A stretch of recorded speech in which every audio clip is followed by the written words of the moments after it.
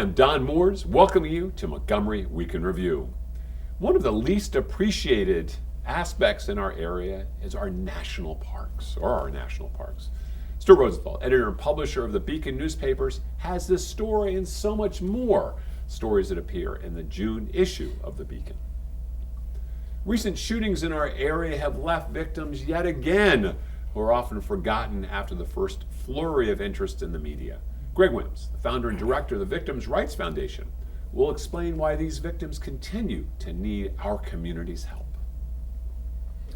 Friends of the library appreciate the continuing support by the county executive and the county council for our libraries and our library system.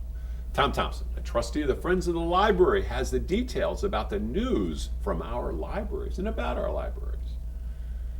Are individuals who return to school as adults trapped later in life by debt? Well, people are asking these questions about this.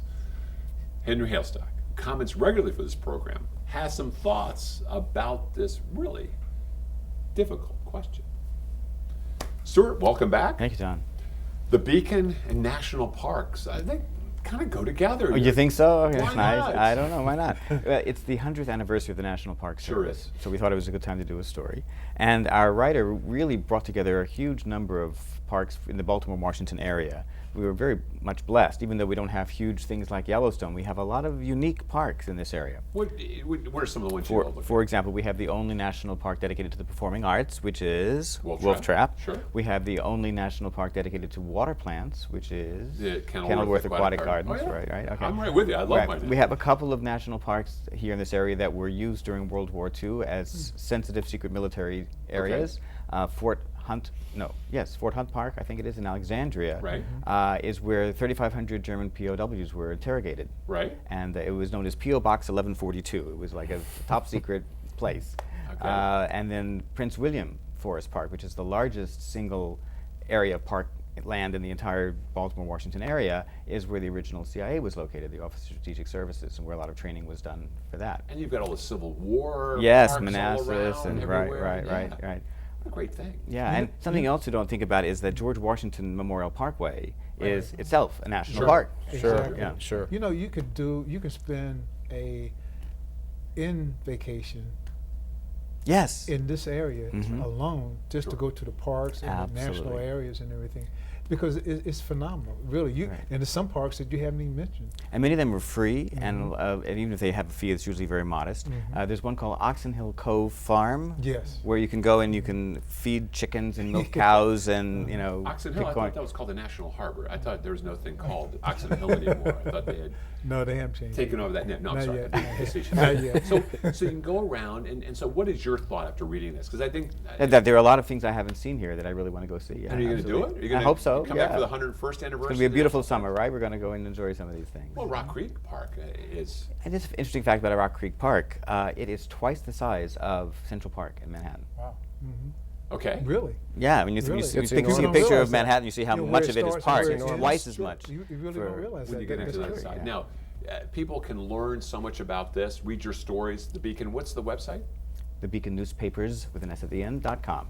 Now, before we turn to some of the health and some of the other issues that are articles that are in this month's edition, for individuals who are older in our community, are the national parks really, do they make a lot of sense? Are they accessible? Is it something that's, I'm sure most of great them are enjoyment? very, very accessible. I mean, there are hikes maybe you wouldn't want to do, but they have easy hikes, they have difficult hikes.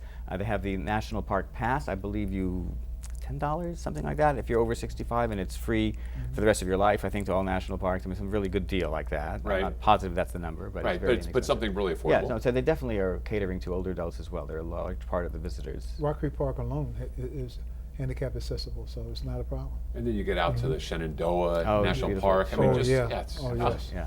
Yes. All right. I wanted to ask about the C&O Canal. Is that considered? Yes, absolutely. Yes, Absolutely, it Yes. yes. The C&O Canal. Right, yeah. Well, In fact, you they know- built that to be something, before the railroads came in, that was meant to be the place, the way in which you brought in True. all kinds of goods, and then it was made the obsolete before it flatboats. even got finished. With the so- flatboats and everything else. Yeah. Yeah. But a lot of people confuse the C&O Canal with Rock Creek Park. Yeah. you know, they think it's a synonymous, but it's, you know, two different entities, Two really. very, very different And entities. don't forget Glen Echo while you're looking at CNO. You know, go to the Well, Spanish how Ballroom. can we and forget Glen Echo, yeah. Where are good sources of information to find out about all the parks, accessibility? the National Park Service website. Because everything's in there. Yes. Yeah, and how much each one costs, and what the hours are, and access, and the rangers and programs. Yeah, that's probably the best single place. Now, when you're out in the national parks, for instance, in the Shenandoah, you might want to take a hike. If you take a hike on the Shenandoah, you're moving your I know where you're going with this. Your cardiovascular Yes, system is right, starting to right. move. Okay, what, okay, all what right. do you do? Is that good just for your health? Yeah, we have a great health story on cardiovascular health. There's more and more evidence all the time that it's good for our brains, and actually keeps us younger.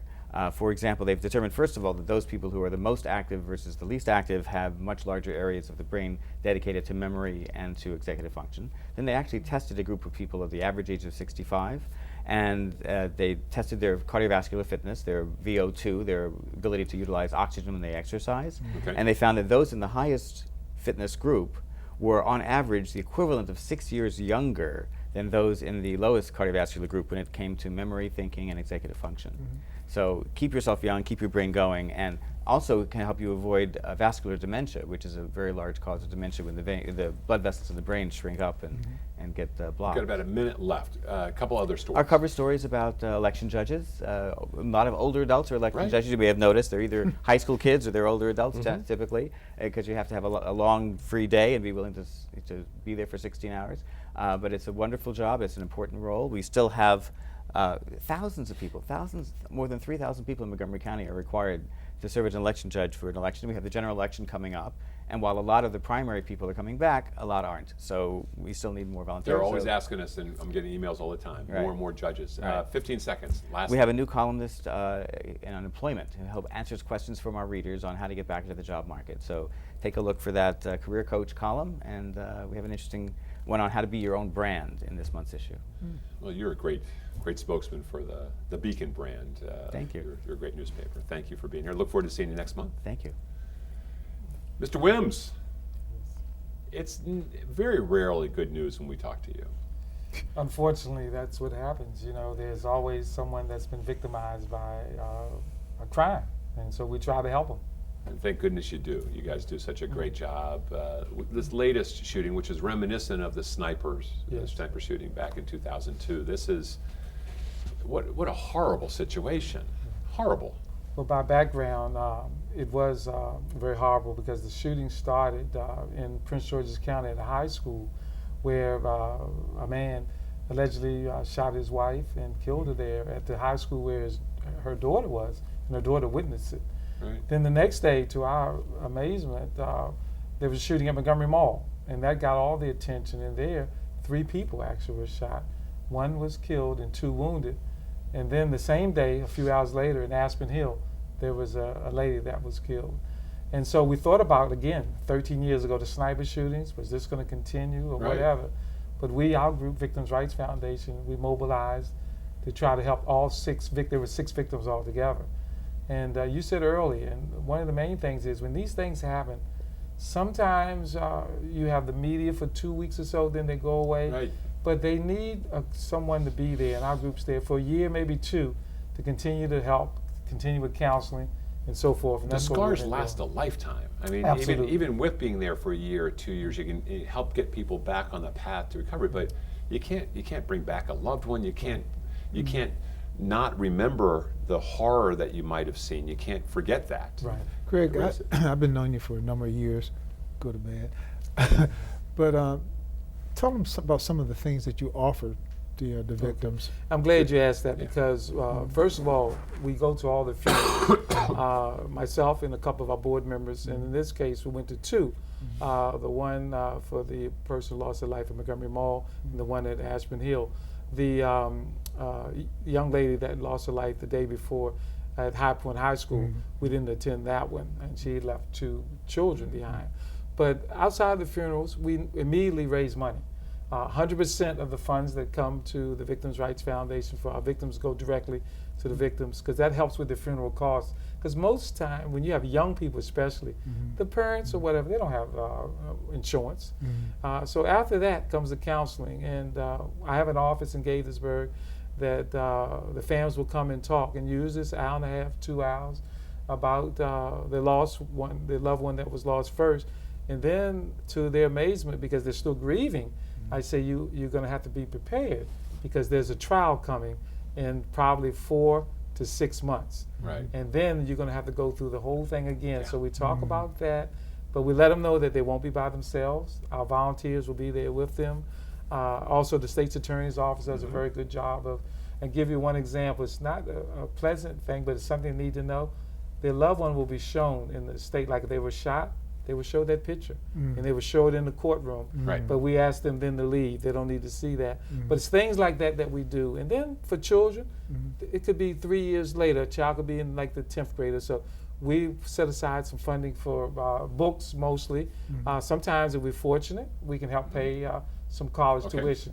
But these are things we do, and it usually goes 1 to 2 years for every family we work with. Okay, that's a lot. Yeah. That is really a lot. Anything unique about this situation? I know that every tragedy has its own story, its own facts, but is there anything that stands out from this one? This one, there are 2 things that are sort of unique. The first one is the 2 young ladies in Prince George's County. They lost their mother, but they also lost what was their stepfather, because allegedly he committed the crimes, and if he's found guilty, he'll never get out again. Right. So they're by themselves. You're talking about teenage girls. That was sort of unique, because even with the sniper shootings, there was always a family member there for every one of those 14 that were shot. The other unusual thing is that the victims that died, they were all born outside the U.S. One in Bolivia, one in Peru, and then the other in the Philippines. And that was something that we've had different nationalities so forth, but a tragedy like this where they're all U.S. citizens, each one of them, but they were born outside of the U.S. These are obviously very, very difficult matters to deal with. What are some of the biggest challenges that you face and your organization face in 45 doing seconds. So just make it quickly, because it is very challenging, and I have to say that what we find is we just need new blood, new volunteers, and our website is up, because sometimes who have been there for 20 years, it weighs on us. First you could get depressed, but as it turned out, none of us in the leadership have been. We thank God for that, but that's what we need. We need volunteers to continue to come in to sort of help us and boost us. Because this dark side, there's always going to be more bad things that happen. That's one of the unfortunate Good question. issues in my life. Greg, you're welcome back anytime. It's always great to have you here. We'll be right back after these messages.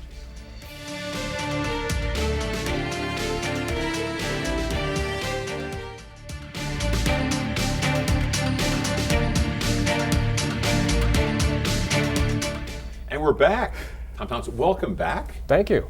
You know, for so many years, when we talked about the libraries, it was all bad, because libraries are typically the first target, or one of the first targets, when budgets go down. This county executive, this county council has then gone back and done some good things, correct? Well, absolutely, and I think everybody in the community, not just us at the Friends of the Library and other library advocates, the community should be just very, very grateful that we have a county executive and we have a county council that's provided so much support for the public library system to allow them to do their job, which is to build and create a library that services the people of Montgomery County and deals with the challenges we face in a digital age, and it goes on and on and on, and we're very, very happy about that. My office is about 2 blocks from the Silver Spring Library, downtown Silver Spring. And when I go in, I'm in there maybe once a week or so, dropping off books or browsing the stacks, just taking a little break from work. And it's amazing to me how packed that library is every hour of the day. Absolutely. Absolutely. And what are people, is it to take advantage of everything that's there? There's not a seat to be had. Well, certainly the chapters, the branch libraries around the county are very, very well used, and it's certainly one of the big challenges, of course, is being able to have enough business hours so that people can get to the libraries to be able to take advantage of it. We all work, we have families, and so forth, and that's all part of the whole process of being able to make libraries accessible. Take a break right there. accessibility and all that stuff, there's a website, so that as you're talking, people can check out the website for Friends of the Library. What's that like? Well, absolutely. Thanks for mentioning that. The Friends of the Library, as you know, is we support the public library system. We help to raise money. We help tries to raise awareness about the public library and the services it offers. We've got a lot of things going on too that we do in partnership with the library, and I might like to mention a few. But first and foremost, I'd like to mention the fact that the Wheaton bookstore, which is at the Wheaton Library, is now closed. We're going to be opening up an interim location, which will be at the old Silver Spring Library over on Colesville Road. And the announcement of the date as to when it'll be opening again is forthcoming. That's one major thing right I appreciate there. that coming close to my office. Oh, So absolutely. There's another place I can go to when I take a break. Exactly. We thought of Appreciate you. it. Thank you so much. But I think we're doing some other things that obviously are both traditional but very important in partnership with the library. One is the summer reading program, the Summer and Learn reading program for the summer, and it's a great program where we enlist school children to be in this, and they achieve certain types of goals. They get rewards as a part of it. And one of the things the Friends is offering will be as a voucher at some point. If you achieve a certain level, read so many books, to be able to go to a friend's bookstore and buy some books. That's one thing that we're doing this summer. We're very, very happy about. Another thing that we have going is a partnership with the Interact Story Theater, which is they're going to be putting on some one-act plays over at our Rockville store, and that's going to be coming up on June 18th and the 22nd. A Rockville store over just off of Boiling Brook, I believe it is. Yeah, Boiling Brook. And that's coming up very, very soon. We're always very excited about that and our Rockville store. Plus, we're going to be having an auction of rare books and first editions. That'll be coming up, I believe, later this summer or early fall. That'll be at the Rockville store as well. Tom, there's so much. I'm sure people got some questions about some of these things. I wanted to ask about the auction for the books. Will that be on your website? I guess we can go absolutely, to it. Absolutely. Everything is going to be on the website, so you can get all the information. Can you tease us with some of the titles of some of the other rare books? Oh, I don't know. We'll have to maybe talk offline about that one. But in the past, they've had first editions of major authors and the classics and so forth, and signed books from various authors who live in the area as well. So I think it could be really exciting for those of you who love books. Clearly it's the place to be. I don't have the exact date in front of me, but it'll be on our website for sure. But what a rich heritage! We've got, I should say, of authors in this area. Oh yeah, never-ending list of authors, and more coming out in every genre. It's fantastic. And for those of you who want to become involved in the Friends of the Library, we're always looking for people who'd like to become members of our board of trustees. Always looking for new candidates there. Plus, for people, importantly, who want to work in our chapters, who want to become part of the chapter organizations as well, to be able to support them, as well as volunteers in general who'd like to work with us. So it's not just the four of us here, it's anybody who's listening in can contact. No, absolutely. I'm going to send all their names over there to the... 30 seconds left. Just a quick question. Do you partner with the public schools? I guess you do, with their libraries and your library. Is there like a partnership? Very, very close relationship with the school libraries as well. Absolutely. Absolutely. And what about interages? I mean, is the library a good place? Are you able to get some of the older folks to be working a little bit with these kids and these reading programs and literacy programs? Well, sure. I mean, these types of programs where you're working with kids, mentoring and teaching and so forth. It's all ages get involved, of adults and kids, and sometimes even high school students who like to become involved in these programs. Well, we're all former high school students. So we'll take a look. Exactly. Tom, thank you so much. Thank you. This is just continuing good news, and I hope we can continue this good news and forget budget crises. Stay away from the libraries is the message here. Thank you. And debt and older Americans. Henry Hailstock, welcome back. Thank you. It's nice being back. Something that we don't really, I hadn't thought about that at all. Well, it's surprising the number of people who, and I was one of them, because when I came back from playing ball, I had not finished my degree. So I said, I'm going back to finish because I wanted a degree to be more than just a former athlete.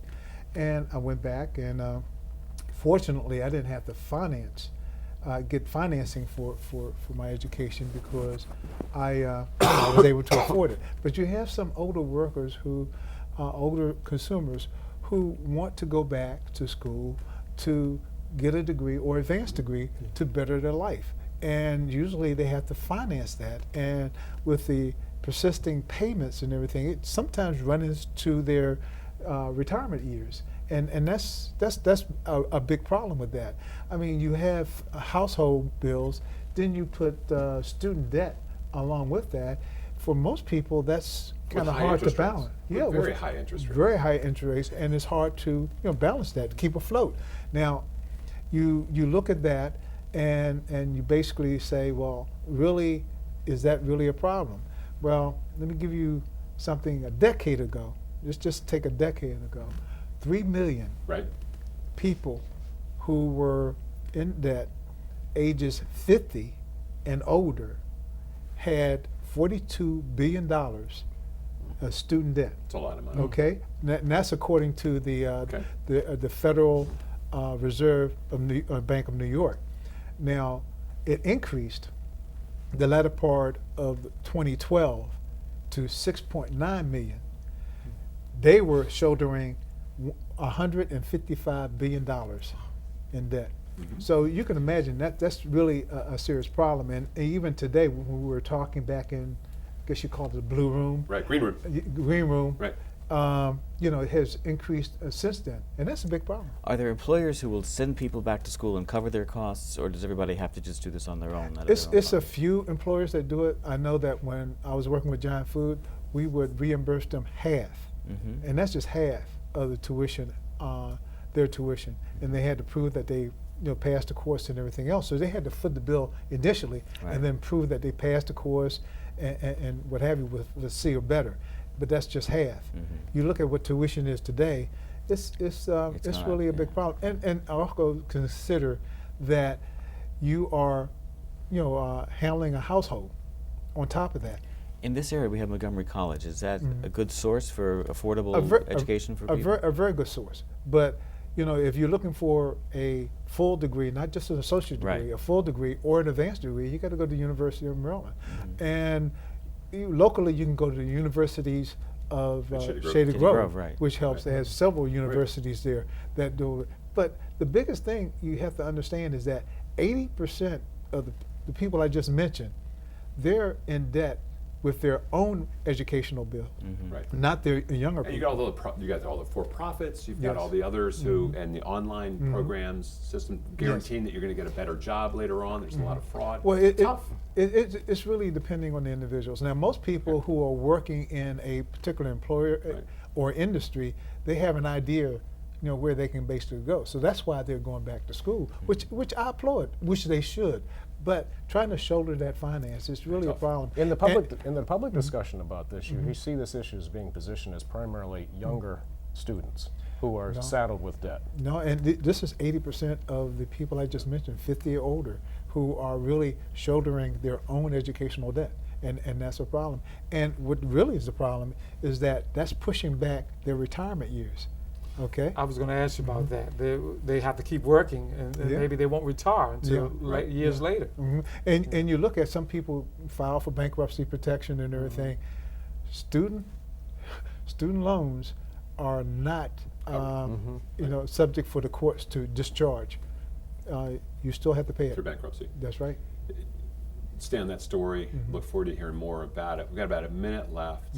I don't want to we were talking before we got out here. Yes, This community lost a giant. So the world lost Muhammad Ali, but our community lost Esther Hillman. Esther was a community-oriented individual. She worked with high school students, getting them scholarships. She worked with the NAACP in their community projects and what have you. She was a stalwart individual, strong too, strong opinionated.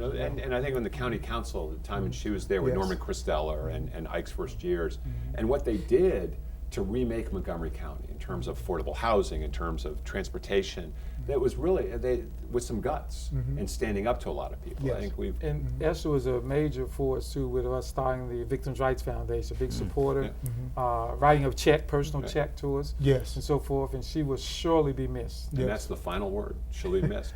And we're going to miss all of you next week because we'll have another group out here. I want to thank you so much for being here. And I thank all of you in the viewing audience for joining us for this week's edition of Montgomery Week in Review. I'm Don Moores, inviting you to join us next week at this very same time.